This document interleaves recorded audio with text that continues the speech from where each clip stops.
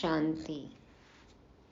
सभी सरल ईश्वरीय डोज लेकर जीवन को हीरे जैसा बनाने वाले मास्टर त्रिकालदर्शी आत्माओं को गॉडली मॉर्निंग। आवाज से परे रहना, अंतर्मुखी हो बैठना सहज है। कैसे हो सकते हैं? क्या फायदे हैं ऐसा करने के? बाबा आज की मुरली में समझाएंगे विस्तार से। आज भक्ति मार्ग में प्रचलित मान्यताओं के, अंधश्रद्धा के, कथाओं के गहरे रहस्य खुलेंगे। इनके पीछे की सच्चाई बाबा हमें बताते हैं, कमाई करना सिखाते हैं। सेवा सब्जेक्ट में बाबा कहते कि छोटी सी जगह में ये हॉस्पिटल, ये कॉलेज, बाबा का सेंटर खोलकर हमें सेवा करनी है। आज तारीख है 12 अगस्त 2023। 12 बजने वाले हैं। घड़ी की सुइयां मिलने को हैं तैयार। दुनिया पहुंच चुकी है विनाश के कगार। सुनते हैं परमात्मा महावाक्य। मीठे बच्चे, 21 जन्मों के लिए पुण्य का खाता जमा करना है। योग बल से पापों के खाते को भस्म करना है, इसलिए अंतर्मुखी बनो। बाबा कहते अंतर्मुखी बनो। आवाज से परे रहकर हमें आत्म स्थिति में टिकना है।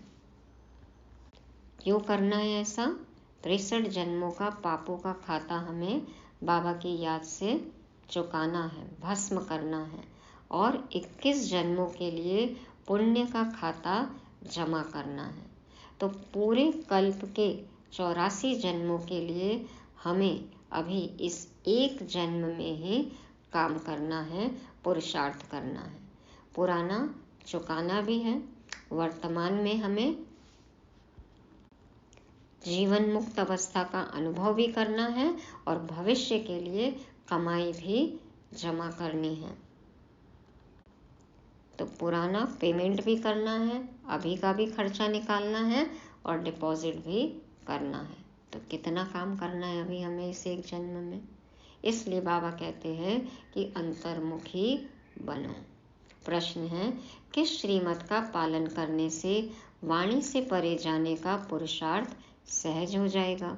उत्तर में बाबा कहते कि श्रीमत कहती है बच्चे अंतर्मुखी हो जाओ, बाहर से कुछ भी न बोलो। बहुत ज़्यादा वाचा में नहीं आना है, जितना जरूरी है उतना ही बोलना है। आत्म स्थिति में टिकना है, आत्मिक स्वरूप में टिकना है। बाबा कहते बच्चे अंतर्मुखी हो जाओ, बाहर से कुछ भी न बोलो। इस श्रीमत को पालन करेंगे तो सहज ही वाणी से परे जा सकेंगे। मुख का भी मौन और मन का भी मौन। तो जितना याद करेंगे, स्वदर्शन चक्र फिराएंगे, उतना कमाई जमा होती जाएगी। याद के लिए अमृत वेले का समय बहुत अच्छा है। उस समय उठकर अंतर्मुखी बन आत्म स्वरूप में स्थित होकर बैठ जाओ। आत्म स्वरूप, स्वरूप स्वरूप माना आत्मिक रूप में टिकना, तो स्वरूप बन जाएंगे। तो उस समय उठकर अंतर्मुखी बन आत्म स्वरूप में स्थित होकर बैठ जाओ। इसके लिए अमृत वेले का समय बहुत अच्छा है। क्या करना है? बाबा को याद करना है, स्वदर्शन चक्र फिराना है, कमाई जमा करनी है, आवाज से परे की दुनिया में रहना है। तो अब हमारी यात्रा है बाह्य मुक्ता से अंतर्मुक्ता की ओर। गीत बजा।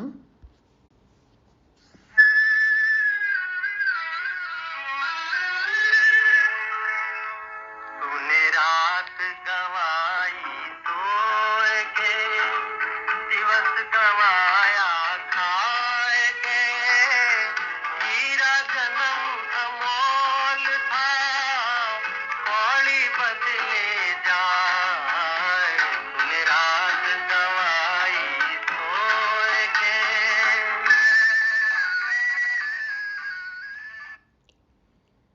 ओम शांति।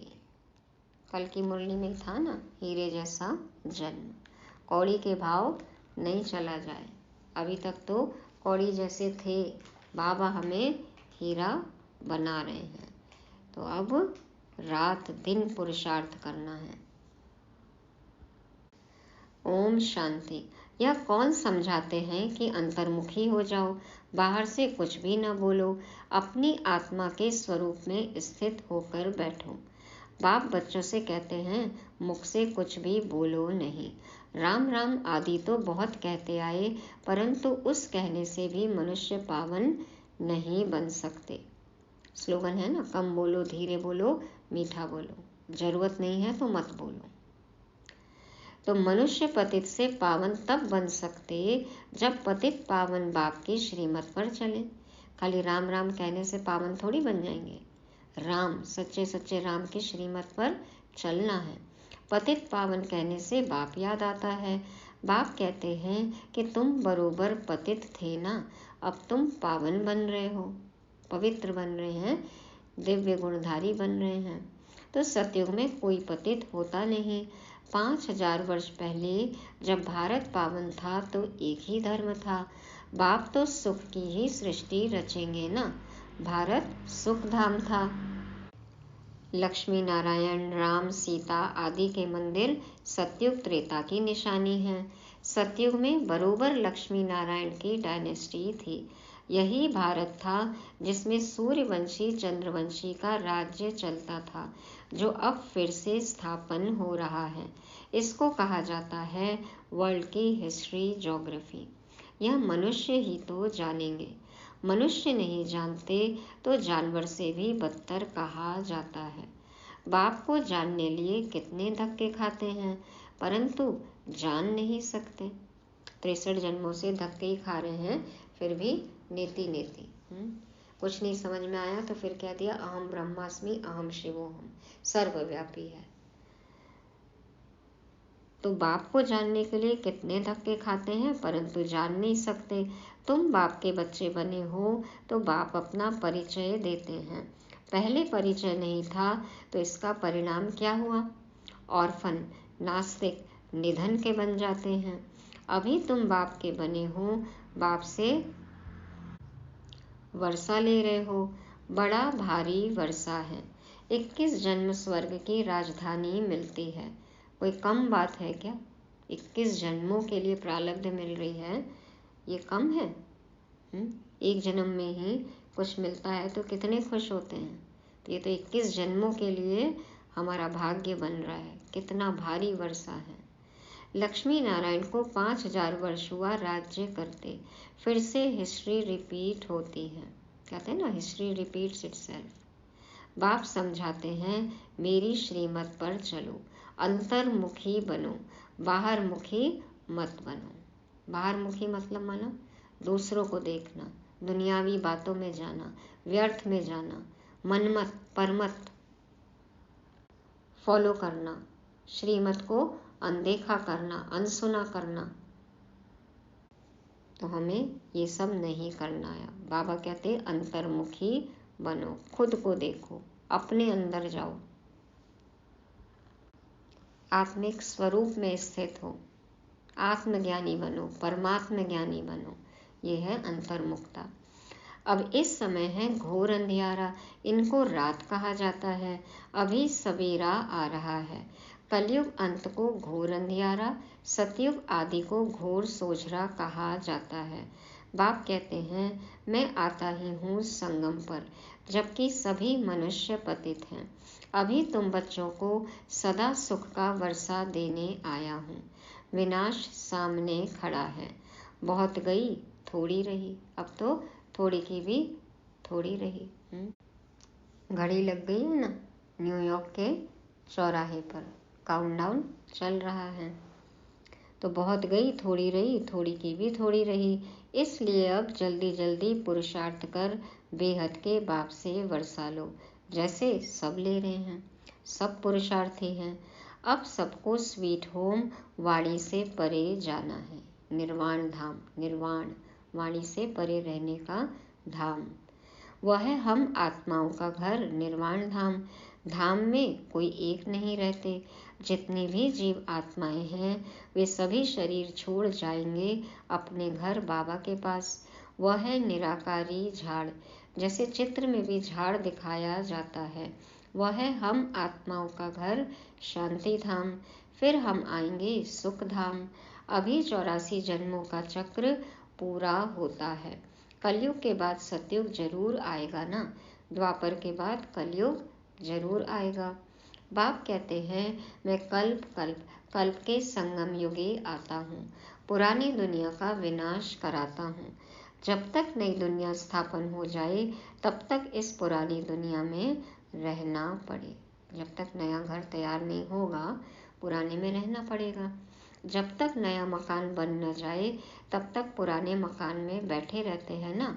फिर जब नया बन जाए फिर पुराने को तोड़ा जाता है। यह भी पुरानी चीज है ना। इसके विनाश के लिए यह है महाभारत लड़ाई। बाप बैठ बच्चों को समझाते हैं। आत्मा ही समझती है। जिस्मानी नॉलेज भी आत्मा सीखती है ना। आत्मा कहती है मैं प्रिंसिपल हूँ, सर्जन हूँ। आत्मा की नॉलेज न होने कारण देह अभिमानी हो जाते हैं। आत्मा ही संस्कार ले जाती है। इसीलिए कहते हैं ना पापात्मा, पुण्यात्मा, देवात्मा, धर्मात्मा, महात्मा। तो तुम बच्चे समझते हो शिव बाबा हम आत्माओं को समझा रहे हैं। हम आत्मा यह पुराना शरीर छोड़ फिर नया जाकर लेंगे। अभी हम श्याम हैं, फिर सुंदर बनेंगे। सुंदर से श्याम बनते हैं, 84 जन्म लग जाते हैं। फिर बाबा काम चिता से उतार ज्ञान चिता पर बिठाए गोल्डन एज का मालिक बना देते हैं। बेहद का बाप जरूर बेहद का वर्षा देगा ना। जो जितना धनवान होगा उतना देगा।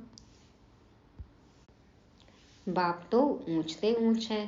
कहते हैं बच्चों के लिए बैकुंठ की सौगात लाए हैं, हथेली पर बहिष्त लाया हूँ। सेकंड में तुम साक्षात्कार कर लेते हो। कितने ढेर ब्रह्मा कुमार कुमारियां हैं। जरूर ब्रह्मा के बच्चे हैं और शिव बाबा के पोत्रे हैं। तुम कहते हो हम शिव बाबा से वर्षा लेते हैं। वही सर्व का सदगति दाता है। राजयोग सिखलाते हैं। निराकार कैसे सिखलाए, इसलिए ऑर्गन्स द्वारा पढ़ाते हैं। सृष्टि चक्र की नॉलेज देते हैं। जिसको परम आत्मा सुप्रीम सोल कहते हैं उसकी ही सारी महिमा है। ज्ञान का सागर पतित पावन वह है तो जरूर आना पड़े। तुमको भी मास्टर सुप्रीम अथवा पावन बनाते हैं। देखो बाबा आज हमें नया टाइटल देते हैं कि मास्टर सुप्रीम हो तुम, तो हमें पावन बनाते हैं। वह है बेहद का बाप जिसको सभी भक्त बुलाते हैं। सभी भक्तों का बाप वह भगवान है, परम पिता परमात्मा। अगर उनको सर्वव्यापी कह देते तो फिर वर्षा कैसे मिलेगा। मनुष्य को भगवान नहीं कह सकते। भगवान भूमि गगन वायु अग्नि नीर से परे, 5 तत्वों से परे। श्री कृष्ण को भी दैवी गुणधारी मनुष्य कहा जाता है। वह है फर्स्ट प्रिंस। सभी उनको झूले में झुलाते हैं। शिव बाबा को कभी झुलाते नहीं होंगे क्योंकि वह कभी बच्चा बनता ही नहीं। देखो बाबा का तो बर्थडे भी नहीं मनाते, छुट्टी नहीं होती। शिव जयंती मनाते भी हैं लेकिन छुट्टी नहीं करते, सरकारी छुट्टी नहीं है ना। तो बाबा कहते हैं यह तो साक्षात्कार कराते हैं समझाने के लिए। हम तुम्हारा बच्चा हूँ, तुम हमको अपना वारिस बनाएंगे। बलिहार जाएंगे तो मैं भी बलिहार जाऊंगा। तुम हम पर बलिहार, हम तुम पर बलिहार। बलिहार जाते हो तो जैसे मैं तुम्हारा बालक हो गया। बलिहार गए, वारी गए, माना मैं तुम्हारा बच्चा हो गया, बालक हो गया। मुझे वारिस बनाओ तो मैं तुमको अपना वारिस बनाऊंगा। मनुष्यों में कितनी अंधश्रद्धा है, जहाँ तहाँ माथा टेकते रहते हैं। इसको कहा जाता है गुड़ियों की पूजा। कहीं से भी जा रहे हैं, मंदिर दिख जाता है, कोई मूर्ति दिख जाती है, पेड़ के नीचे कोई पत्थर दिख जाता है, कैसे देखो माथा टेकते हैं, सिर झुकाते हैं। नवरात्रि में बहुत गुड़िया बनाएंगे, कितनी मूर्तियां बनाते हैं। उनके ऑक्यूपेशन का किसको पता नहीं है। 4-6 भुजा वाली देवी थोड़ी होती है और फिर तलवार आदि दे देते हैं। देवताएं हिंसक थोड़ी होते हैं। शास्त्रवादियों ने उन्हें भी हिंसक बना दिया है। नेपाल में भी काली को पूछते हैं, फिर ऐसे है थोड़ी। मम्मा ऐसी काली जीभ वाली है थोड़ी। मनुष्य तो मनुष्य ही होता है। ब्रह्मा विष्णु शंकर हैं सूक्ष्म वतन वासी, बस और कोई चीज ही नहीं है। फिर 8-10 भुजा वाले कहाँ से आए? यह सब भक्ति मार्ग के अलंकार बनाते हैं। पैसा कमाने के लिए कुछ तो चाहिए ना। आधा कल्प का समय भी बिताना था, पैसा भी चाहिए, आजीविका भी करनी है, शरीर निर्वाह करना है, तो फिर ये सब कुछ तो चाहिए ना। फिर किस्म किस्म के चित्र बेड बना देते हैं। वहां ही देखो सुंदर श्री कृष्ण का मंदिर, वहां ही सावरे श्री कृष्ण का मंदिर। कारण तो चाहिए ना। एक की ही काली और गोरी मूर्ति बनाते हैं तो क्या कारण है? कितनी अंधश्रद्धा है। अब भक्ति मार्ग खत्म हो, ज्ञान मार्ग जिंदाबाद होता है। बाकी समय तो थोड़ा है, सबको मरना तो जरूर है। पुत्र पोत्रे वारिस बनने नहीं है। किसके लिए फिर इतना इकट्ठा करना है? इतना समय बचा है अब। और कहते भी हैं ना कि पूत सपूत तो फिर क्यों धन संचय, और पूत कपूत तो फिर क्यों धन संचय। सपूत है तो अपने आप कमा लेगा, और कपूत है तो आपका कमाया हुआ गंवा देगा, तो फिर क्यों चिंता करनी है। वहां तुमको यह ज्ञान ही नहीं रहेगा कि संगम पर हमने राजाई के लिए यह पुरुषार्थ किया था। वहां तो पवित्र सृष्टि चल पड़ती है। यहाँ तुम जानते हो कि बरोबर हम बाबा की राजधानी के हकदार हैं। वहां यह पता नहीं रहेगा कि कौन से कर्म किए थे, कैसे बने, यह सब भूल जाता है। वहां पतित होते ही नहीं जो पावन बनने के लिए गुरु की दरकार पड़े। बाप पैर धोकर बच्चों को तख्त पर बिठाते हैं। देखो सारी गंदगी, सारी कमी कमजोरी बाबा हमारी सब क्या करते हैं, ले लेते हैं, खत्म करा देते हैं, भस्म करा देते हैं। खुद के दिल तख्त पर बिठाते हैं और फिर हमें मिलता है ताउसी तख्त।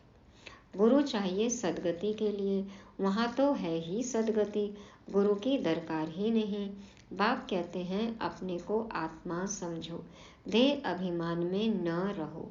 मैं आत्मा अभी डॉक्टर के रूप में हूँ, मैं आत्मा मैजिस्ट्रेट हूँ, फिर यह शरीर छोड़ने के बाद पता नहीं क्या बनूंगा। हम इस शरीर द्वारा पढ़ते हैं, आत्मा ही इन ऑर्गन्स द्वारा पढ़ती है, आत्मा ही सुनती है। यह समझने की बातें हैं, न कि दंत कथाएं हैं। जो अभी बाबा हमें पढ़ा रहे हैं ये सत्य ज्ञान है, इसको समझना है। ये कोई शास्त्रों के किस्से कहानियां नहीं है, दंत कथाएं नहीं है, सत्य ज्ञान है। तो बाप कहते हैं यह सारी दुनिया कब्रिस्तान होनी है, अब जागो नहीं तो भंभोर को आग लगने के समय हाय हाय करेंगे। 40,000 साल बचा है, ऐसा लग रहा है अभी 40,000 साल दुनिया चलेगी, क्या हालत है अभी। तो जागो अभी, नहीं तो भंभोर को आग लगने के समय हाय हाय करेंगे, परंतु कुछ भी कर नहीं सकेंगे, काल खा जाएगा, त्राही त्राही करके रह जाएंगे, पछताएंगे। अभी गफलत की तो पछताएंगे, फिर सजाए भी बहुत खाएंगे। अभी हमें पापों का खाता खलास कर पुण्य के खाते को जमा करना है, नए सिर 21 जन्मों के लिए जमा करना है। जमा होगा बाप को याद करने से, पूरे कल्प के लिए हमें जमा करना है। कैसे होगा? इस समय बाबा को याद करने से। पुराना खाता चुकतू हो जाना चाहिए।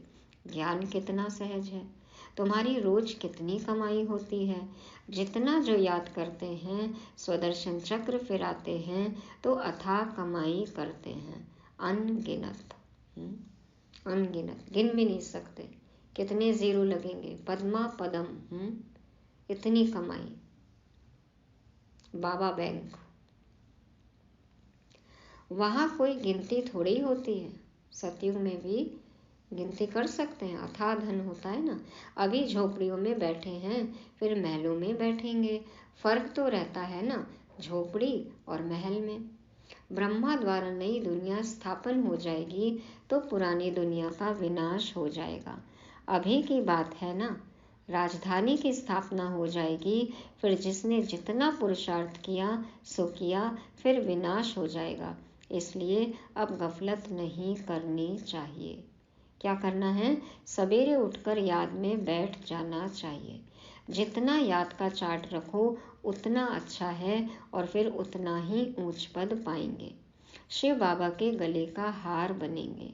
दिल दर्पण में देखना है कि मैं लायक बना हूँ लक्ष्मी नारायण को वरने। क्या वो पद पाने लायक हम बने हैं? हम बाबा मम्मा जैसी सर्विस करते हैं। किस्म किस्म के फूल हैं। यह बागवान बाबा का ह्यूमन गुलशन है। ह्यूमन गुलशन, आत्माओं का बगीचा, मनुष्यों का बगीचा, देवताओं का बगीचा, ब्राह्मणों का बगीचा। कहेंगे देखो कुमार का मनोहर, कितने अच्छे अच्छे फूल हैं। कुमार का दादी, दादी प्रकाश मणि, मनोहर इंदिरा दादी, तो कितने अच्छे अच्छे फूल हैं। देखो बाबा अच्छे अच्छे फूलों का, अच्छे अच्छे अनन्य बच्चों का नाम ले रहे हैं। तो यह रतन ज्योत है। बाबा इस बगीचे को देखते, फिर उस बगीचे में जाकर फूलों को देखते हैं। बाबा आते थे ना अपने कमरे से हिस्ट्री हॉल की तरफ, तो वहाँ बगीचा था, क्यारियाँ लगी हुई थी। तो बाबा कभी कभी फूल तोड़कर लाते थे अलग अलग और कहते देखो इस तरह से भिन्न भिन्न बच्चे यहाँ भी हैं। ये है ह्यूमन गुलशन, ह्यूमन बगीचा। तो बागवान जांच करते हैं फूलों की, तो बच्चों को फॉलो करना चाहिए। नंबर 1, 2 फूल कौन कौन है? नंबर 1, नंबर 2 फूल कौन कौन है? उस दिन भी मुरली में था ना, गुलाब हो या रूहे गुलाब हो। तो अंग्रेजी गुलाब है या देसी गुलाब है? सिर्फ दिखने में सुंदर है या फिर रूहानी खुशबू है, अर्क है, एसेंस है देसी गुलाब? तो बाबा कहते ऐसा बनना चाहिए। 21 जन्मों के लिए राजाई पद पाना कोई कम बात थोड़ी है। अथाह सुख है, विश्व का मालिक बनना है। यह स्कूल है। उस जिस्मानी पढ़ाई के साथ यह रूहानी पढ़ाई करो। पढ़ो, काम धंधा करो, ऑफिस जाओ, घर गृहस्थी संभालो, लेकिन ये पढ़ाई जरूर पढ़नी है। टीचर्स के हमेशा अच्छे मैनर्स होते हैं, ऑनेस्ट होते हैं। स्कूल में अंधश्रद्धा की बात नहीं। वहाँ बैरिस्ट्री पढ़ते, इंजीनियरिंग पढ़ते। यहाँ तुम राजाओं का राजा बनने के लिए पढ़ते हो। सन्यासी तो कह देते ईश्वर सर्वव्यापी है, बस खेल ही खत्म। अब सब जगह है, सब में है, सभी भगवान है, सब ईश्वर हैं, बचा क्या इस खेल में? खत्म।